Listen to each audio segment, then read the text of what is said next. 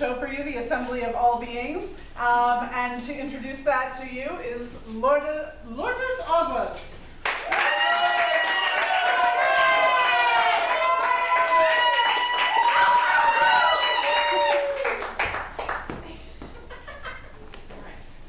Position everything. Hello, everyone, and welcome to tonight's Assembly of All Beings. Sorry, I was blocking you. No, you were in the light. Yes.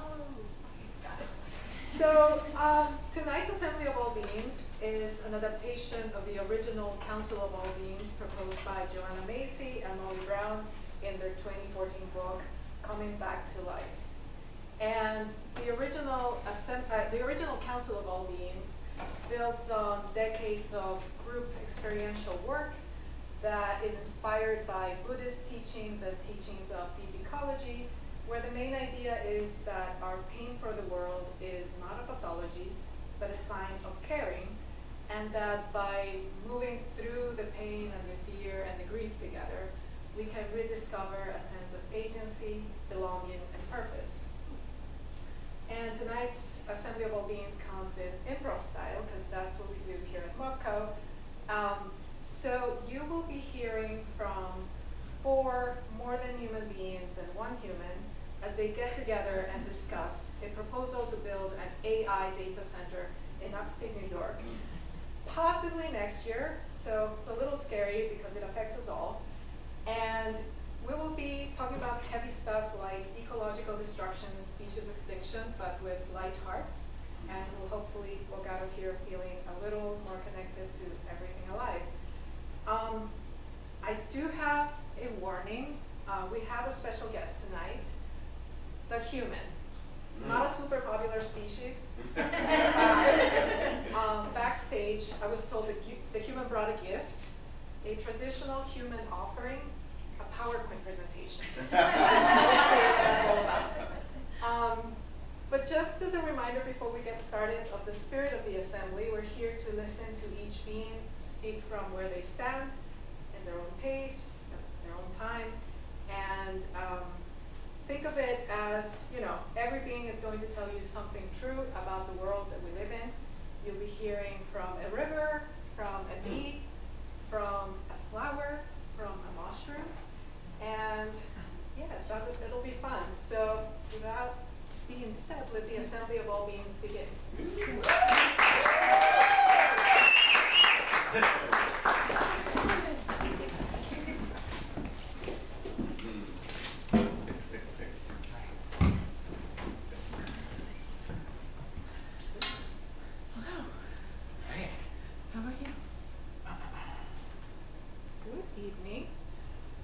This session of the Assembly of All Beings will now come to order. We have gathered here tonight to listen to the beings and species of upstate New York. Before we begin, I have some procedural notes. I am an amanita mushroom, and I've been here for thousands of millions of years, so I am in no rush. However, I've been asked to manage time, we'll see, and ask questions and make sure that all of the delegates have a chance to be heard. I will also remain neutral because I am the chair. First, we'll go around and ask all delegates to briefly introduce themselves and tell us who you are and who you're speaking on behalf of. So, Blue Lupin, please get us started. Hello, I'm the Blue Lupin. I grow in your pine barrens and other sandy areas. I'm the only host species for a very, very beautiful native butterfly, and I'm just a nice flower to have around. I speak for the plant people and for the ecologies in which they reside.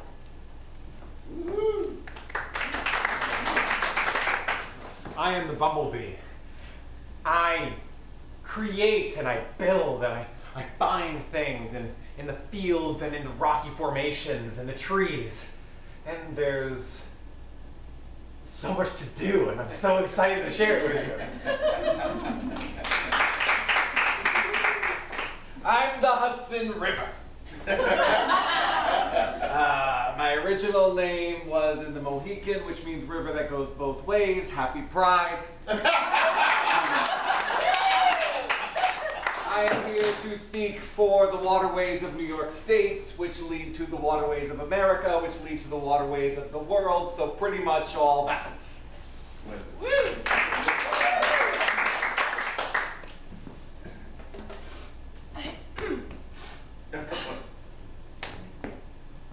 Sorry.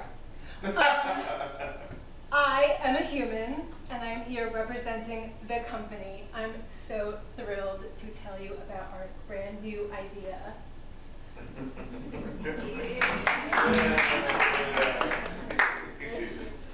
The chair senses some confusion. It seems like the human is not representing humans, but I won't make any further comments. We'll see. We'll get back to that eventually. What I would like to do is, well, we often receive requests to speak. Last month we had the Catskill Mountains come here.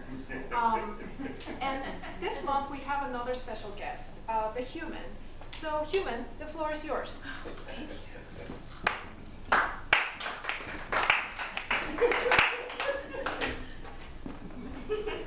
So, on my way here, I happened to notice this beautiful scene, and it seems to me that this is land that isn't owned by anyone, and that is so rare, and what an incredible opportunity. What do you see when you look at this space? Just some itchy grass and probably some creepy crawly bugs in there. Again, no offense. But I see a space that is underutilized, filled with potential. We have such an opportunity here. This is the Anthropocene. Move over, Mother Nature. What could we build that will help the most people? What could we build that will springboard us into the future? That's right, an AI data center. Hi, I'm a human, and I'm here representing the company. I'm here today to show you why building an AI data center would be the best use of this currently empty, unused space. Let's get down to basics. What is artificial intelligence? AI is computer coding that uses large language models. This programming scours all the archives of human thought and research to build up its knowledge base. For years, AI has been pulling in text, images, videos, any type of resource available on the internet. Next, machine learning takes all of this data and analyzes it. Your Google searches, those help teach AI how to collect and present data for users. Those CAPTCHA find all the crosswalks in these images, those helped refine AI's ability to identify images. So thank you for all that you've already done for AI. Machine learning then takes all this aggregated knowledge and begins to make its own decisions independent from human input. AI is making our lives easier by summarizing data, coding software, editing images and video, and performing calculations and administrative tasks far faster than any human could. AI is transforming and improving all sectors. Let's take a look at a few examples. Healthcare is such a buzzword these days. Imagine all the possibilities of AI-assisted healthcare. AI gathers data from all the best research humanity has to offer. Well, not scientifically peer-reviewed articles or medical journals. Those are behind paywalls. I'm talking about Facebook, Quora, Reddit. This is community-driven information. The company could develop partnerships with local hospitals to help make their provided healthcare more efficient. The company hasn't actually reached out to any hospitals yet, but we could And that's what matters. Why take all that time learning how to draw, how to paint, how to use graphic design, when you can just create art with AI? Haven't you always wanted to see yourself within a masterpiece? AI art is already being used in children's books, textbooks, marketing, and much, much more. Of course, the classroom of tomorrow uses AI. Critical thinking, forming persuasive arguments, comprehending text, developing hypotheses. These are things our children won't need to do anymore. Students will become well-versed in how to develop a concise, accurate AI prompt, and machine learning will take care of the rest. There are endless applications for artificial intelligence in the military. Think of it, we would never need another draft if we deploy these cute little killers. Studies have confirmed that military personnel are still plagued by post-traumatic stress disorder, even when they operate drones from the safety of bases far away from the front lines. We can support our troops by taking the responsibility of who and what to strike away from them. Let the machines decide where to drop the bombs. It's the patriotic thing to do. This photo comes from the Department of War website. These technologies and policies are already being put into place. How exciting!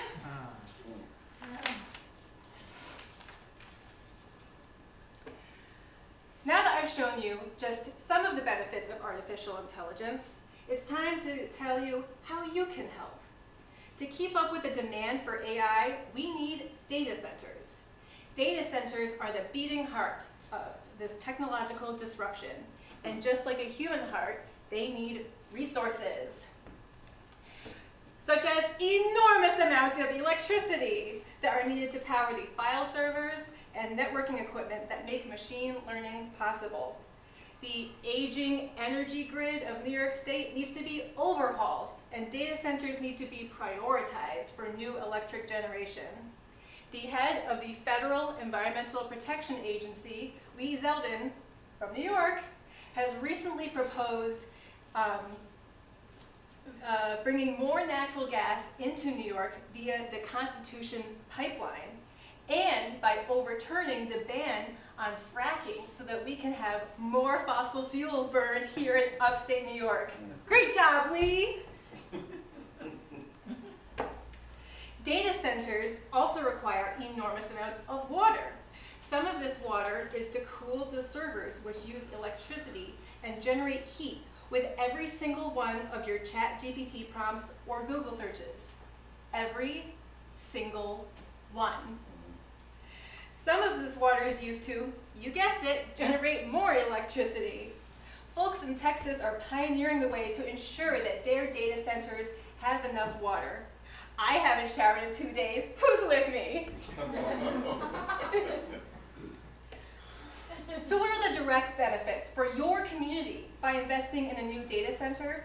One of them is new jobs. Jobs are the cornerstone of all economic development initiatives. And data centers bring jobs to your community in spades. It's true, a lot of these jobs are temporary. The construction of the facility, the installation of the servers and equipment, but that just speaks to the efficiency of this new technology, that this entire facility can be run over the long term with, well, okay, with just one job. Isn't it incredible? Just one person.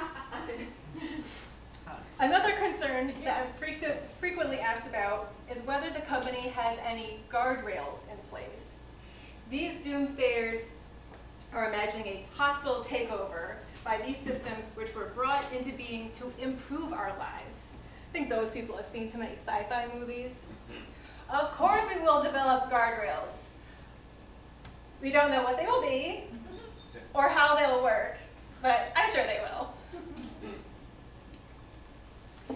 And now, after you've seen all the good that an AI data center can do for you and your community, I have an ask. There is a bill on Governor Kathy Hochul's desk to issue a 1-year moratorium on the development of data centers in New York State. Oh, thank God. No! We want to build them as fast as we can. We need to remain competitive. We need to generate cute cat pictures. We need to create that one job for that person in the data center. So please, call or write to the governor and ask her to veto this bill. Thank you.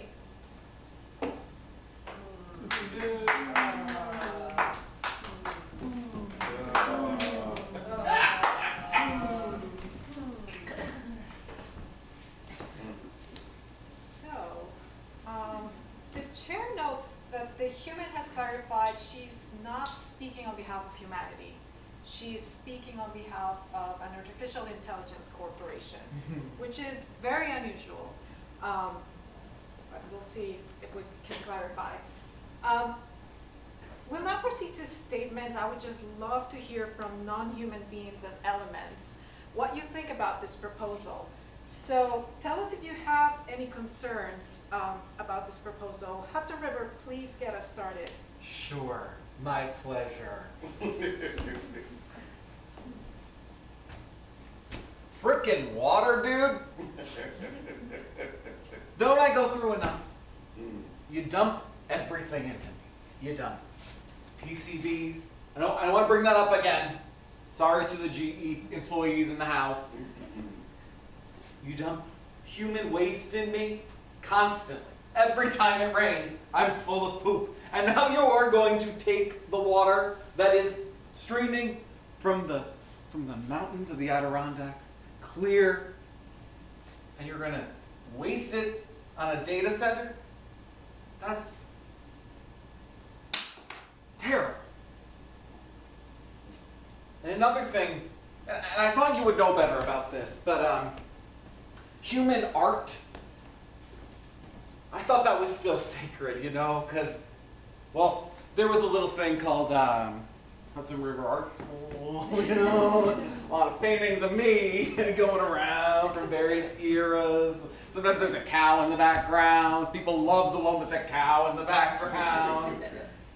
Those are important because people made them, and people can see things in them that the artist may never have intended.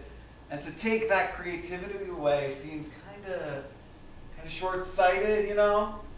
So, yeah.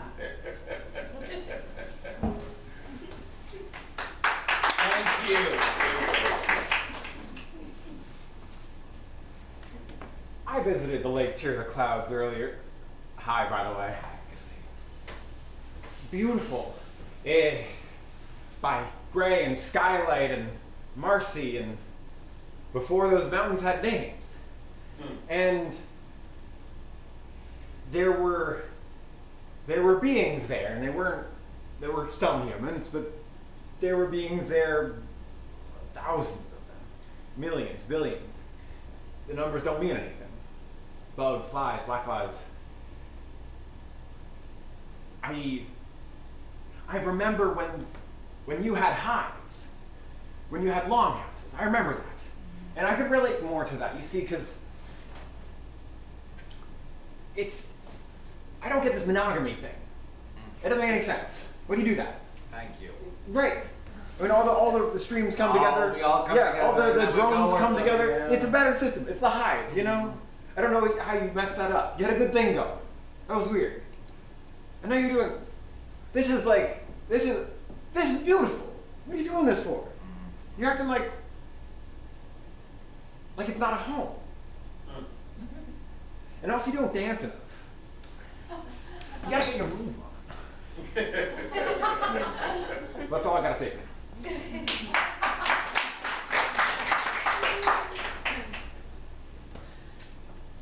Speaking for the plants, I have to say I don't like the idea of this data center. It takes the water that we need and others need. I'm only one plant in this great big ecosystem, but I know our mushroom friends also need the water. The bees need the water. The river needs the water to simply exist. Hello. We can't keep taking the way that we have been, the way that humans have been. I've seen the difference. I used to cover acres and acres and acres of land before we had a word for acres. And now I'm confined to this little patch of, well, grass now, between a landfill and a mall. Yes. It's very strange to me that you have all of this and you feel the need to keep pulling and keep finding new ways to take things and take space. It just seems selfish. But I suppose as a photosynthesizing organism, I can't really speak to selfishness.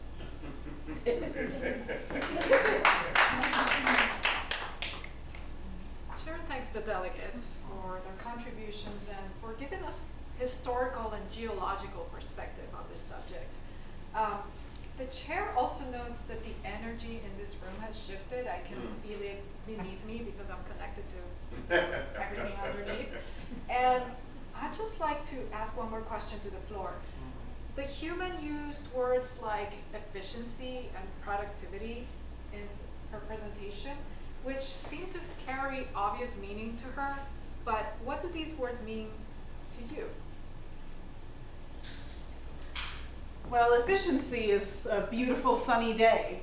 It's when I'm able to fully capture the light as it comes down from the sky, and I have enough water to transform that light into energy and then to bloom. That's the definition of efficiency, is when the light coming in exactly equals what you need in order to bloom. You want to talk about productivity? I get shit done. I get shit done. You eat my honey, and you know what? I'm fine with that, because I make it a lot. I don't really mind. But seriously.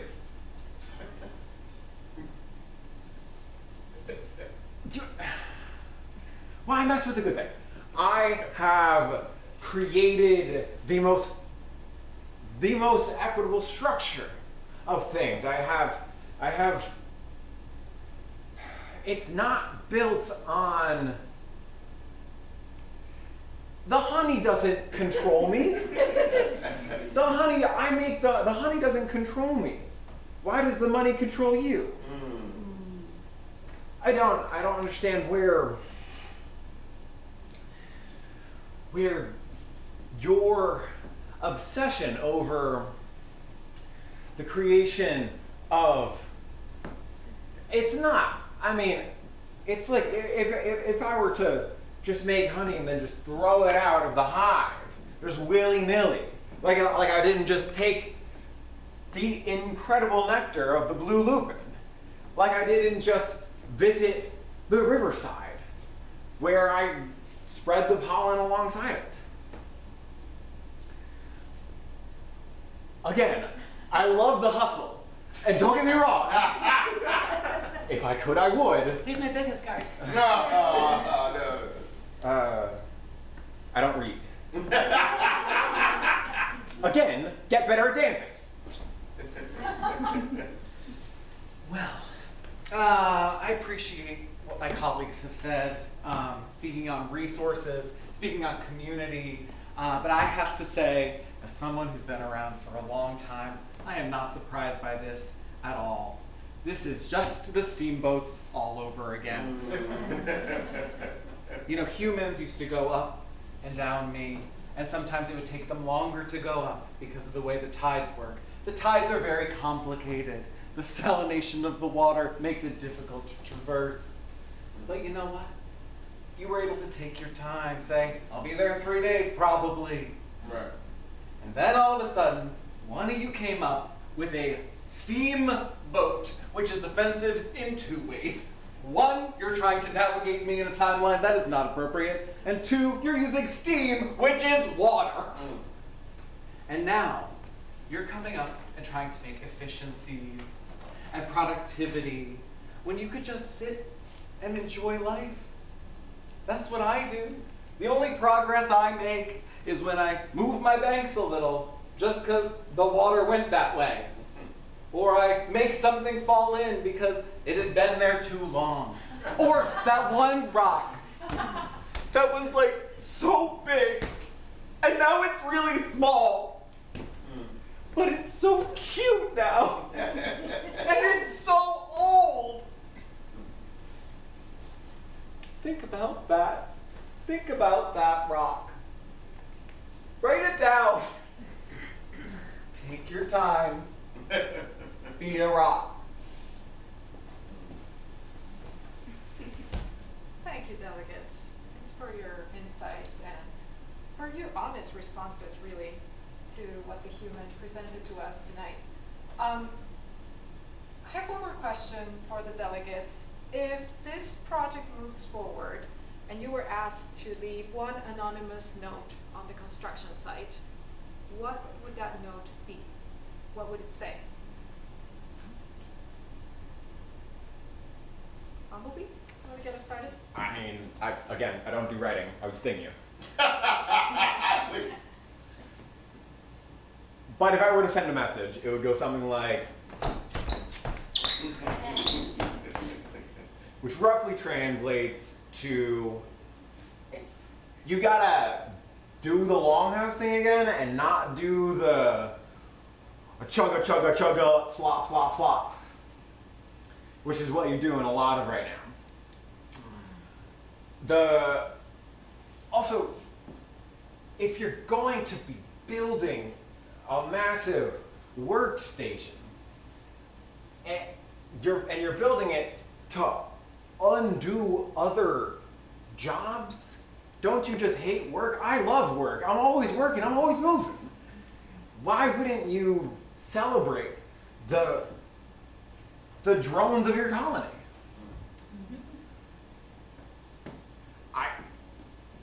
I mean, far be it from me to talk about a hierarchical structure. I love that. You know, I mean, I'm not a queen myself, praise be. But listen, you need to focus on creating something that is good for your hive and, I mean, everyone else around you, because you're not the only one there. I can't build my hive without the nectar or the nutrients from it or the water that makes it work in the first place.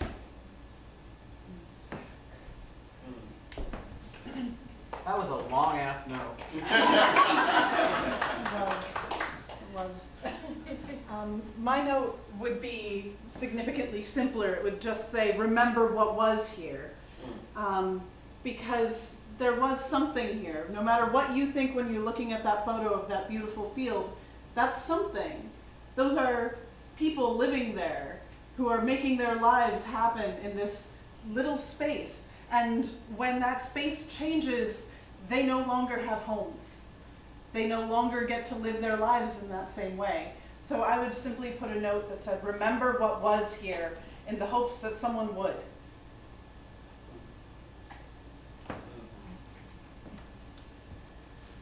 Well, I guess that leaves me. I would say less chugga chugga, more investing your resources in people.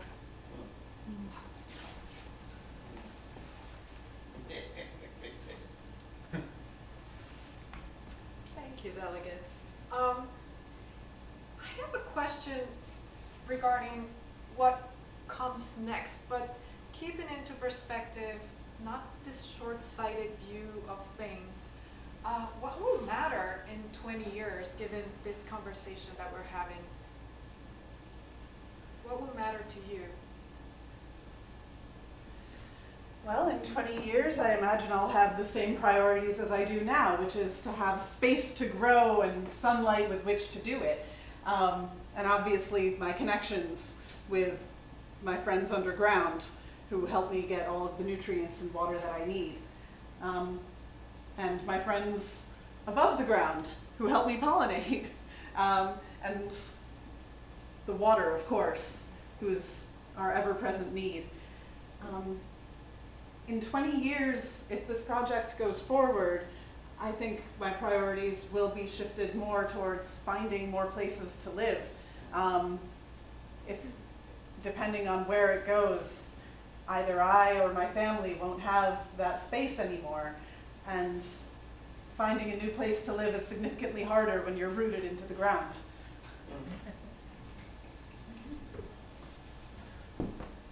Things have been pretty rough lately, actually.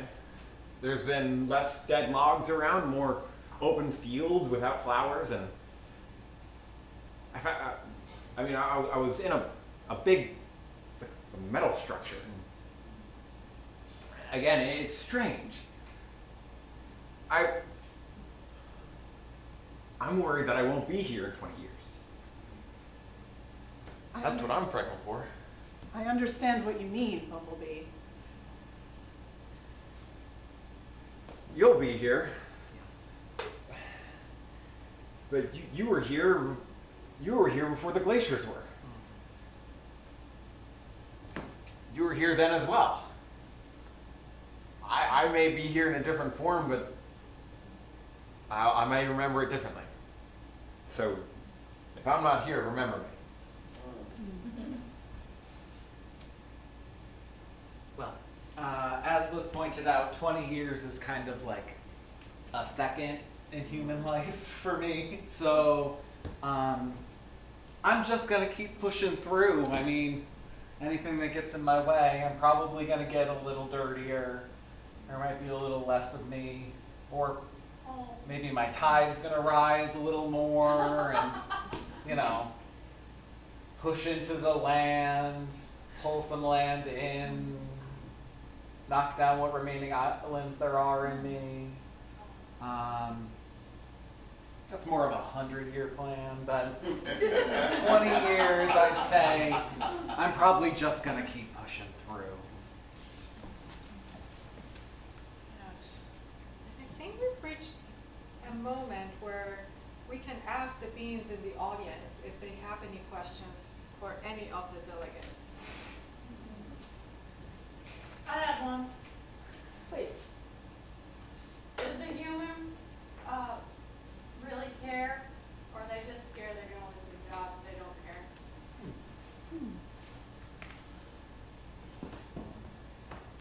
As has been pointed out, I care a good deal about productivity and efficiency. I want to represent the company in the best way that I can. That's why I'm here.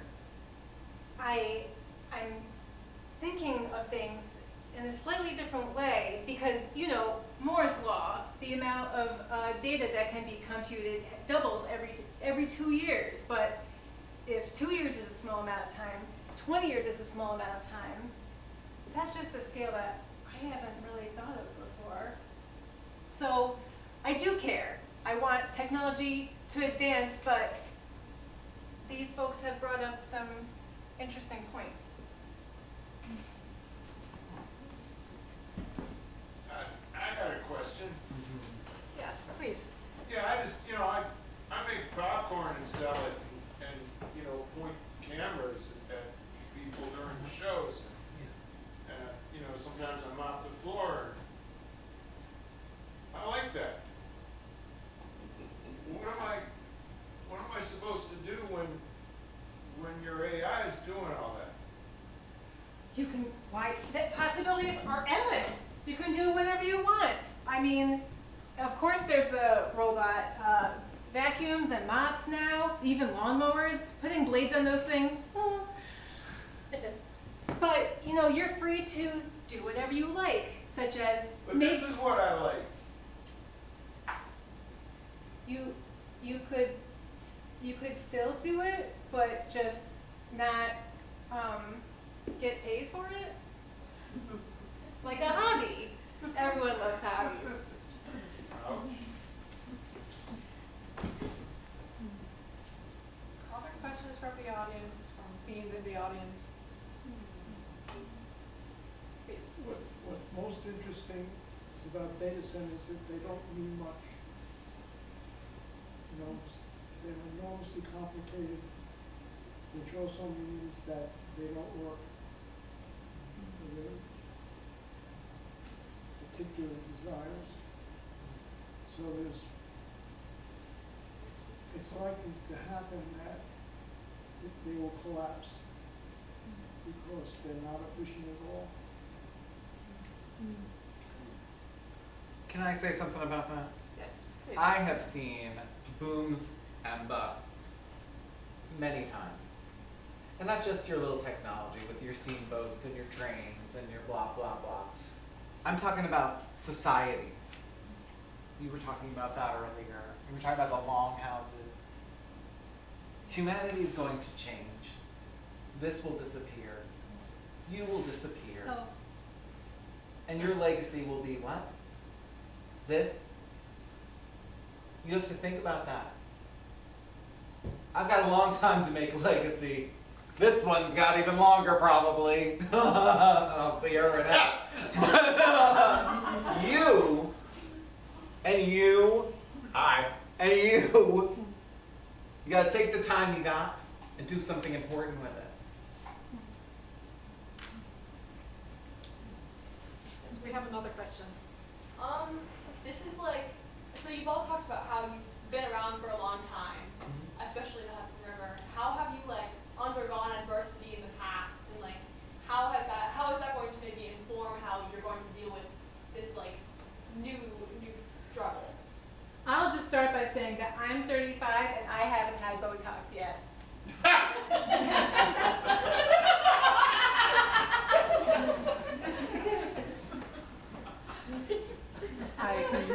I can speak to undergoing and surviving adversity.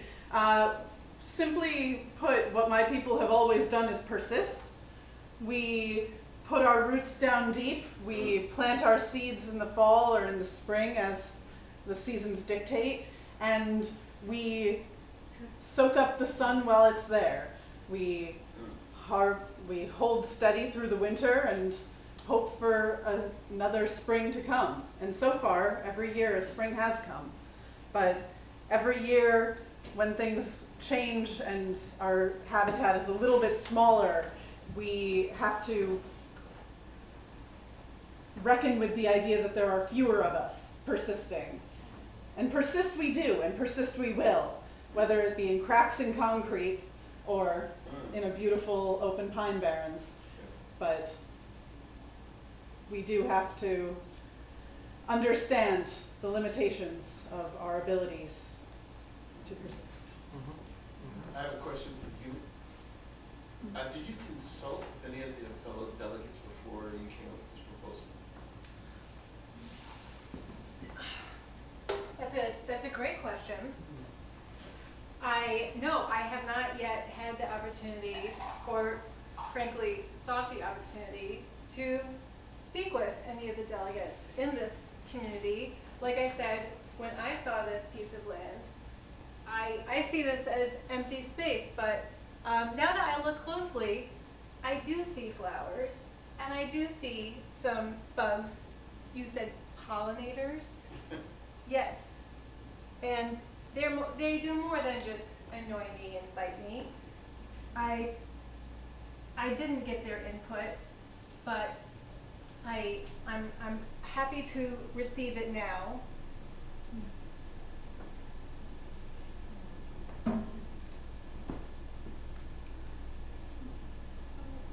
Statements and questions, unless someone else has another question. Oh, we do have one. Yes. This is for everyone. If you could use AI and there would be no negative consequences, what would you use it for? And Make why? honey. I thought you said you enjoyed your work. Honey.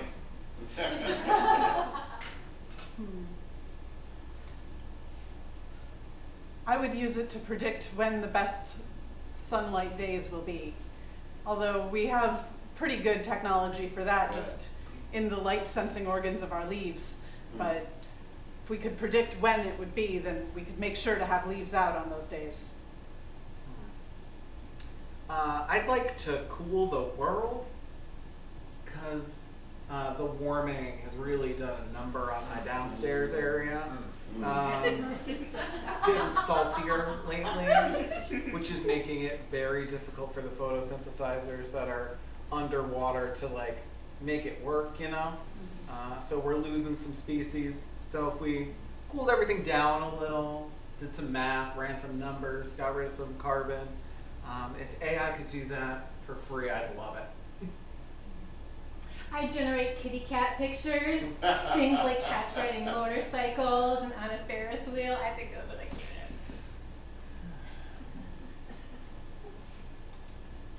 So, the statements and questions have now come to an end. The Assembly of All Beings traditionally ends with a closing ceremony. The human gifted us a PowerPoint presentation and the proposal to build an AI data center. And now the chair asks the delegates, what would you give to the human? What would be your gift to the human tonight? I would like to give the human this gift, represented by the Carner blue butterfly, which is obligated to use me as its pollen and nectar source.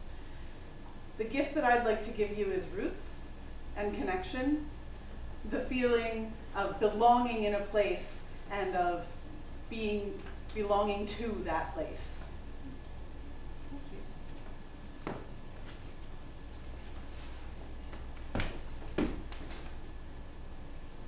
I care about this deeply.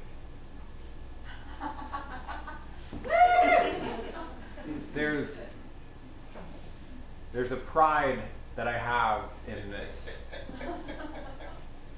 And I want to give you not just the honey, but the pride in not the product of your work, but in the production of your work.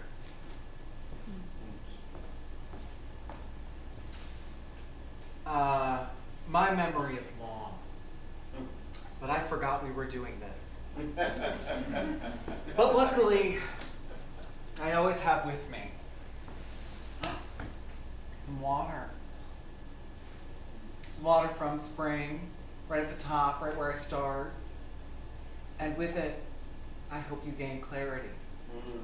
Clarity around what's important, both to you and to the human network you're part of, not just your company. Okay? Thank you, delegates. And now, I'd like to just give an opportunity to the human to reply to the gifts and the questions from all beings here present tonight. So, yeah, would you like to respond to the statements, human? Oh, absolutely. I'm very moved by all these gifts. I had no idea. I am really starting to see that there's more than just what the company envisions for a future of this piece of land. It is already a home, currently. I don't live there, humans don't live there, but other beings do. And humans are just a small piece of the overall puzzle of this ecosystem. Not only that, but we are quite fleeting in the larger timescale of the natural world. I hadn't thought beyond just a few years of technological advancements, but you remember the steamboats, and I was just thinking back to, the MySpace days, I guess. There's so much more than just making money and cute kitty cat pictures. I think I want to learn more. I want to spend more time with you. More time feeling like, I'm appreciating that I'm just a small part of this community. that there was a time when people lived in harmony with this environment. I don't know how to build a longhouse, but maybe you can show me some ways on how people can be part of this ecosystem and having a smaller impact. I don't want to take all of your water. I don't want to cause warming to, have big wildfires that would burn down your habitat. I very much appreciate these gifts that you've given, and I realize now that if you're not around, these gifts won't be available. And they're not just gifts for the purpose of giving, they're needed. They're needed, they're all pieces of what we all need to survive. So I'm feeling like I have a different message that I will be bringing back to the human community. I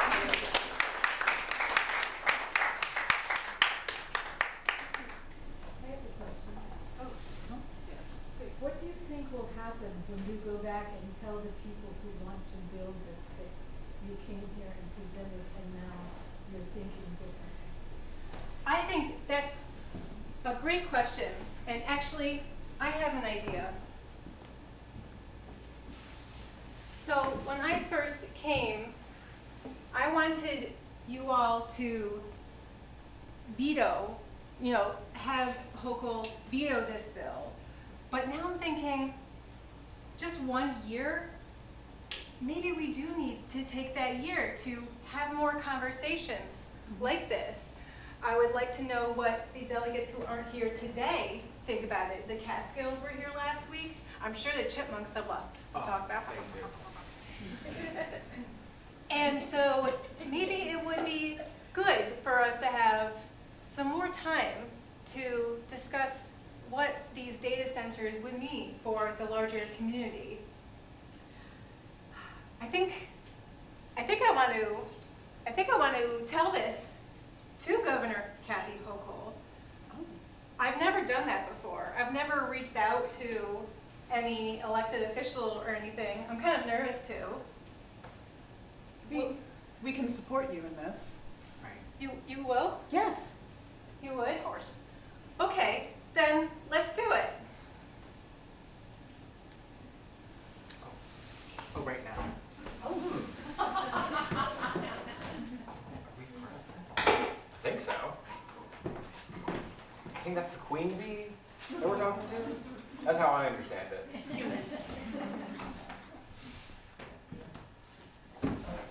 Hello, you've reached the office of Governor Kathy Hochul. Our normal business hours are 9 a.m. to 5 p.m., Monday through Friday. To contact the governor directly, you may send a fax to 518-474-1513 Fax. or send mail. Talk about steamboat. Executive Chamber, State Capitol, Albany, New York, 12224. You may also contact her through her website at www.governor.ny.gov. To leave a message sharing your ideas and opinions to help shape New York's future, please press 1. To repeat it, Record your message at the tone. When you are finished, hang up or press pound for more options. Hi, I'm a resident of New York State, and I'm asking that Governor Hochul please sign the bill on her desk about the moratorium on data centers. I'm here with some friends of mine from the Pine Bush area, the Hudson Valley, The Catskills, and rural New York. I think that we should just take some more time to discuss with the community what the impact of these data centers could be.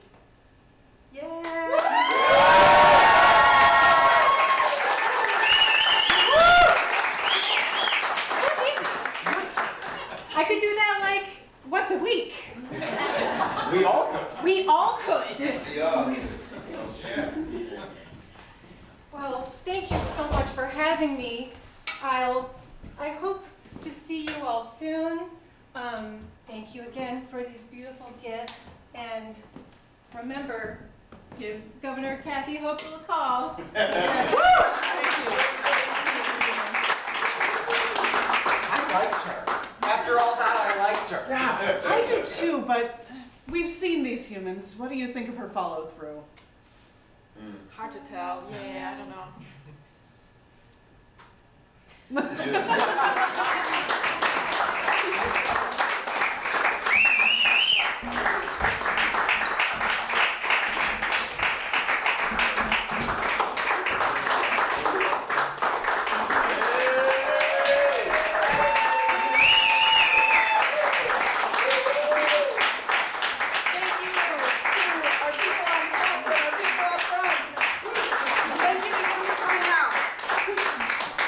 Call the governor.